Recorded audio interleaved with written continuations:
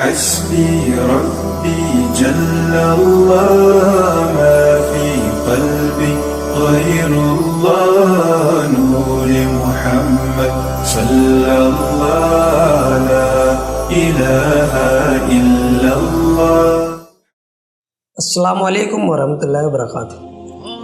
बिरादरान इस्लाम, मैं आपको नमाज के बारे में एक हिदायत बता रहा हूँ। अल्लाह ताला आप और हमको अमल करने की तौफीक अता फरमाए।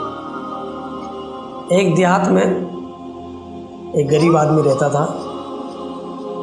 अल्लाह परस्त आदमी था, अल्लाह ताला को बहुत मानता था, नमाज़ें भी पाबंदी से पढ़ता था, दीन के काम जितने भी थे ज़रूरी सब करता था। इत्तिफाक ऐसा हुआ, फाका कशी उसके घर में हो जाती है, उसके घर में अनाज ख़त्म हो जाता है। उसके छोटे छोटे 3 बच्चे थे, बीवी थी। बीवी ने अर्ज़ किया, ए मेरे शोहर नामदार, घर में राशन ख़त्म हो गया है,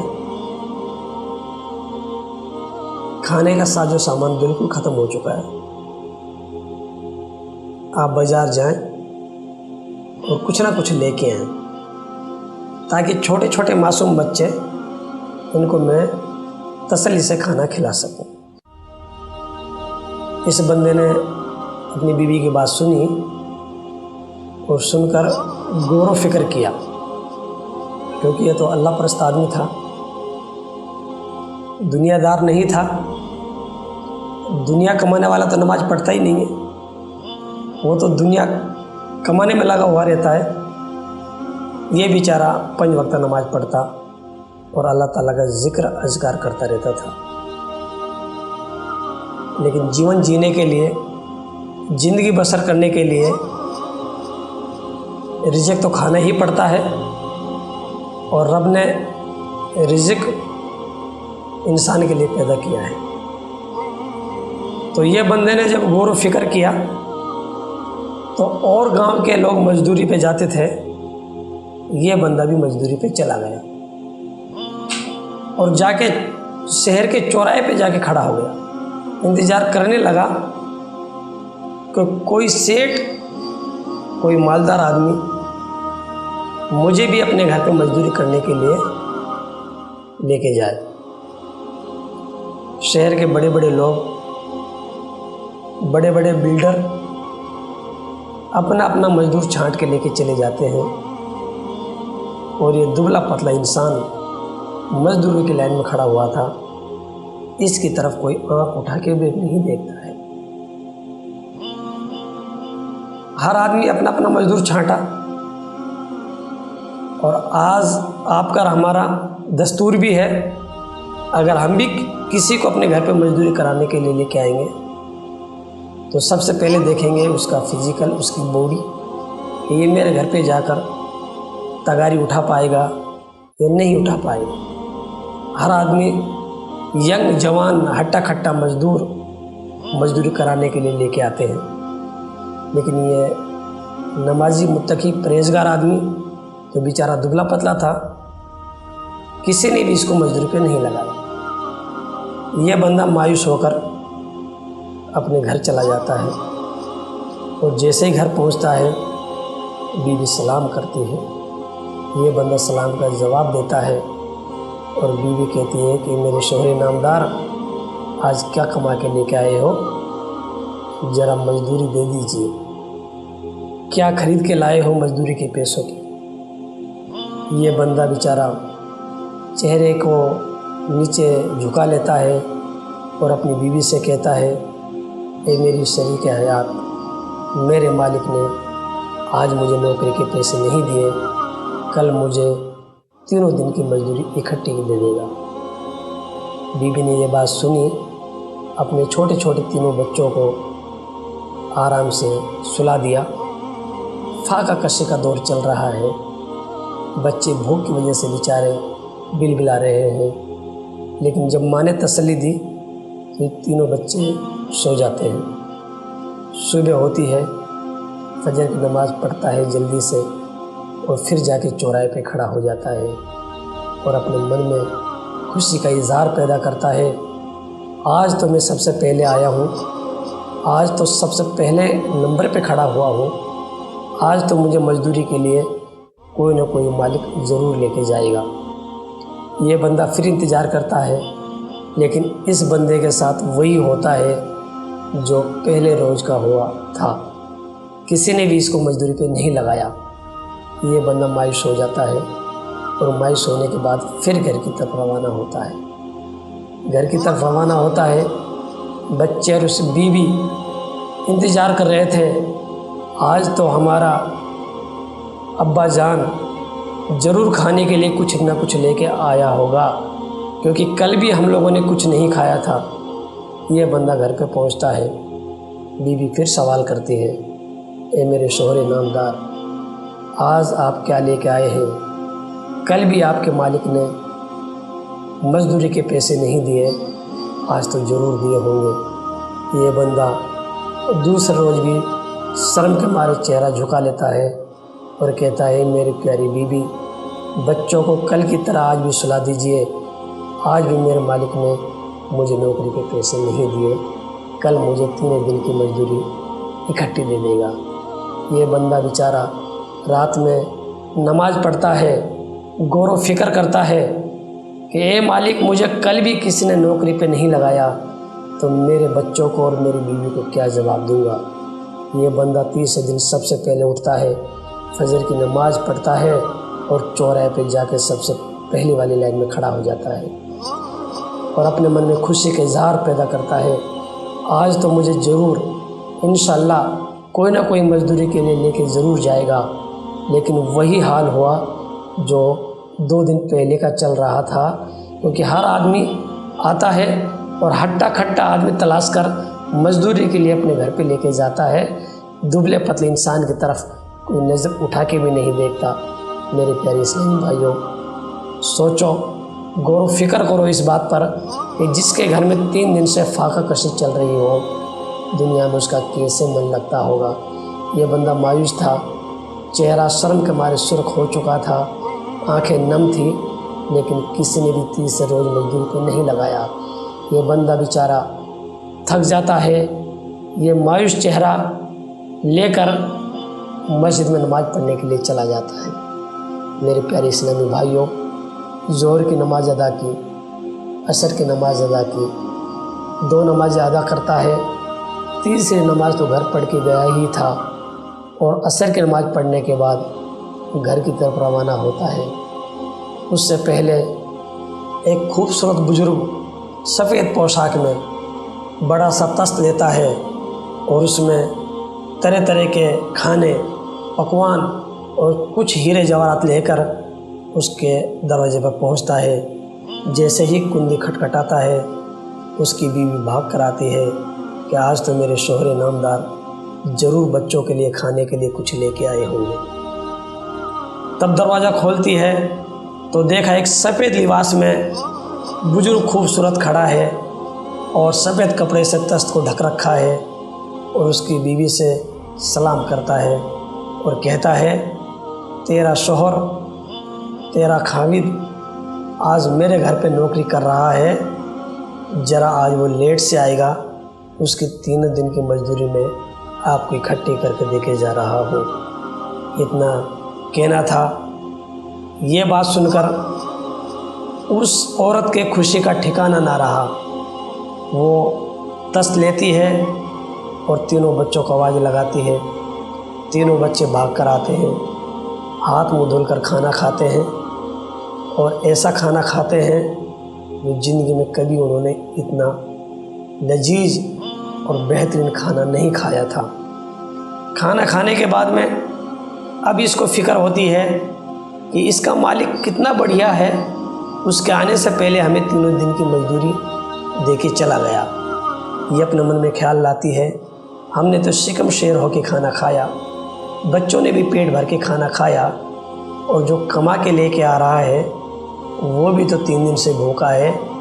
ये बेचारी उसका इंतज़ार करती है। ये बंदा इधर मस्जिद में रो रहा है, गिड़गिड़ा रहा है और रब से दुआ कर रहा है, हे पाक परवरदिगार, अगर मेरे घर में आज भी खाने की व्यवस्था नहीं हुई मुझसे, तो मेरे बारे में मेरे बच्चे, मेरी बीवी क्या सोचेगी। वो असर की नमाज़ पढ़कर अल्लाह ताला की बारगाह में हाथ उठाता है और रिज़्क़ के लिए दुआ करता है। ये बंदा दुआ कर कर अपने घर की तरफ रवाना होता है। घर की तरफ रवाना होता है, पैर घर की तरफ रखता है और शर्म की वजह से पैर पीछे खिंचाता है। ऐसे समझो कि किसी ने उसके पैरों में बेड़ियाँ डाल दी हो। मन घर जाने का है, लेकिन शर्म की वजह से पैर आगे की तरफ नहीं पड़ रहे हैं। इस बंदे को एक बात सूझी, एक ख्याल आया अपने मन में कि आज मुझे नौकरी पे नहीं लगाया, 2 दिन पहले मुझे नौकरी पे नहीं लगाया, मेरे बच्चे मुझसे सवाल करेंगे तो मैं क्या जवाब दूंगा। आँखों में आंसू टपक पड़ते हैं। एक बात आती है, एक ख्याल दिल में आता है। वो एक थैली लेके आया करता था। थैली किस लिए लेके आया करता था? उसमें तस्बीह और मुसल्ला डाल के लेके आया करता था। कहीं जाऊंगा, नमाज का वक्त हो जाएगा, अपना मुसल्ला बिछाया और नमाज अदा की, उसके बाद चंद मिनट तस्बीह पढ़ लूँगा। तो उस थैली में तस्बीह और मुसल्ला डाल के लेके आया करता था। उसके मन में ख्याल आया, अगर मैं मेरे थैले में रेत और पत्थर भर लूँ, मेरा थैला भरा हुआ नज़र आएगा, मेरी बीवी की नज़र मेरे थैले पे पड़ेगी तो बड़ी खुश हो जाएगी कि आज तो मेरे शौहर कुछ कमा के लेके आ रहे हैं, उनको घर के अंदर जाके मैं अच्छे से समझा दूँगा। इस बंदे ने यही किया, अपनी थैली में रेत और पत्थर भर लिया और कमर के पीछे छुपाते हुए अपने घर की तरफ रवाना हुआ। जैसे जैसे घर करीब आ रहा था, मायूसी चेहरे पे छा रही थी, आंखों से आंसू टपक रहे थे।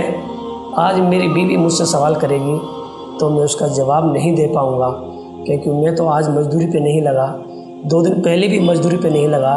मैं तो उनको बेका ही रहा था कि मेरे मालिक मुझे 3 दिन की मजदूरी इकट्ठी दे देगा।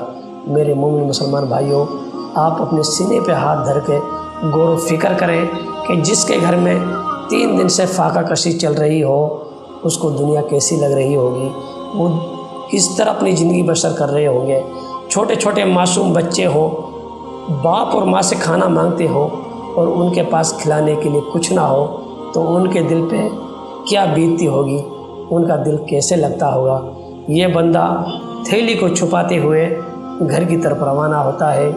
बीवी को पता था कि इसका मालिक तो पहले से ही दे के चला गया, ये भी आते होंगे और इनका चौखट से इंतज़ार कर रही थी, जल्दी से ये आ जाएं तो इनको भी खाना पेश करूं, क्योंकि 3 दिन से इन्होंने भी तो खाना नहीं खाया है। ये बंदा घर की तरफ रवाना होता है, बीवी को चौखट से देखता है, बीवी खुश नज़र आती है। ये बंदा और तेज़ आंखों से आंसू गिराना शुरू करता है कि मेरे मालिक, मेरी इज्जत ख़त्म हो जाएगी, मेरे बारे में मेरी बीवी क्या सोचेगी। आज भी मुझे नौकरी के पैसे नहीं मिले, मुझे किसी ने नौकरी नहीं लगाया, और थैली को खोल के देखेगी तो थैले में तो रेत और पत्थर भरे हुए हैं। ये बंदा बेचारा मायूसी छाई चेहरे पर, आंखें नम थी और अपने दरवाजे पे पहुंच जाता है। ये बंदा जैसे ही घर पहुंचता है, बीवी सलाम करती है और सलाम का जवाब शर्म की वजह से नहीं दे पाता है। ये बंदा घर में घुसता है, कोने में अपनी थैली रख देता है और एक कोने में जाकर ज़ारों कतार रोने लग जाता है। बीवी आवाज़ लगाती है, ए मेरे शोहरे नामदार, हाथ मुंह धुल लीजिए, मैं आपको खाना पेश करती हूँ। ये बंदा खाने का सुनकर और तेज रोने लग जाता है। मेरी बीवी मेरे थैलों को देख के खाने का जिक्र कर रही है, खाने में तो रेत और पत्थर भरे हुए हैं, खाना कहाँ से पेश करेगी। ये बंदा जाता है और रोता हुआ वज़ू बनाता है। वज़ू बनाने के बाद दस्तरखान पर पहुंचता है। अब मन में सोचता है कि अब दस्तरखान पे मैं बैठ गया हूँ, बीवी थैली को खोलेगी तो थैली में तो मैंने रेत और पत्थर भर रखे हैं, खाना कहाँ से आएगा, कहाँ से खाना मुझे खिलाएगी, और जब रेत और पत्थर थैली से निकलेंगे तो ये मेरे बारे में क्या सोचेगी। ये बंदा शर्म की वजह से गर्दन झुका रखी थी, और बीवी जाती है और खाना लेके आती है। जैसे ही दस्तरखान पर बैठता है और सोचता है कि बीवी अब थैली में से खाना निकालेगी, तो थैली में तो रेत और पत्थर भरे हुए हैं, खाना तो है ही नहीं। ये बंदा सोचता है, और बीवी दस्तरखान पर खाना लेके पहुंचती है। ये बंदा खाने को देखकर हक्का बक्का रह जाता है और बीवी से सवाल करता है कि खाना कहाँ से आया। बीवी जवाब देती है कि तेरा मालिक कितना बढ़िया था, तेरे आने से पहले 3 दिन की मजदूरी हमें इकट्ठे देके चला गया और अच्छा खाना भी देके चला गया। यह बंदा अपने मन में सोचता है, मैंने तो किसी की मजदूरी नहीं की, मैंने तो किसी के घर पे काम ही नहीं किया, ये खाना और पैसा कौन देके गया। दिल में ख्याल आता है, मैंने अगर मजदूरी की है, मैंने अगर किसी को याद किया है, तो उस पाक परवरदिगार को मस्जिद में याद किया है, जिन्होंने मेरे घर पर फाका कशी को ख़त्म कर दिया है। अपनी बीवी को जवाब देता है, ए मेरी बीवी, मैंने किसी की मजदूरी नहीं की, मैंने किसी के घर पे नौकरी नहीं की, ये खाना तो पाक परवरदिगार ने भेजा है। बीवी को यकीन नहीं होता, बीवी को यकीन नहीं होता। ये जनाब फिर बोलते हैं, बीवी फिर भी यकीन नहीं करती है। फिर इस जनाब ने जवाब दिया, अगर आपको यकीन ना हो तो मेरी थैली को जाके देख लें, थैली में भी रेत और पत्थर भरे हुए हैं। बीवी यकीन नहीं करती है, भागकर कोने में जाती है, थैली को उठाती है और थैली को उठाने के बाद औंधा करती है दस्तरखान पे, तो उस थैली में रेत और पत्थर के बजाय हीरे और जवाहरात निकल पड़ते हैं। मेरे मोमिन मुसलमान भाइयों, सच्चे मन से उसने रब को याद किया। रब ने इतनी दौलत दे दी कि उसको दौलत कमाने की ज़रूरत ही नहीं पड़ी। ज़िंदगी भर उसने मजदूरी नहीं की, सिर्फ किया तो उसने अल्लाह को याद किया है। मेरे मुसलमान भाइयों, अगर आप भी पंजगाना नमाज पढ़ेंगे तो आपके कारोबार में भी रब इतनी ही बरकत करेगा। लेकिन यहाँ पे मोमिन मुसलमान भाइयों उल्टा हो रहा है। हम दुनिया के पीछे सारी चीज़ को भूल गए, अहम फ़र्ज़ नमाज को हम भूल गए। अगर हम नमाज को कायम करके दुनिया हासिल करेंगे तो इंशाअल्लाह दुनिया में भी कामयाबी मिलेगी, आखिरत में भी कामयाबी मिलेगी। तो मेरे प्यारे इस्लामी भाइयों, पंजगाना नमाज पढ़ने की कोशिश करें। अल्लाह ताला आपको और हमको पंजगाना नमाज पढ़ने की तौफीक अता फरमाए। उम्मीद करता हूँ ये नसीहत आपको समझ में आई होगी, आपको अच्छी लगी होगी। अब दीजिए हमें इजाज़त, मिलते हैं इंशाअल्लाह अगली वीडियो में। अस्सलामु अलैकुम वरहमतुल्लाहि वबरकातुहू।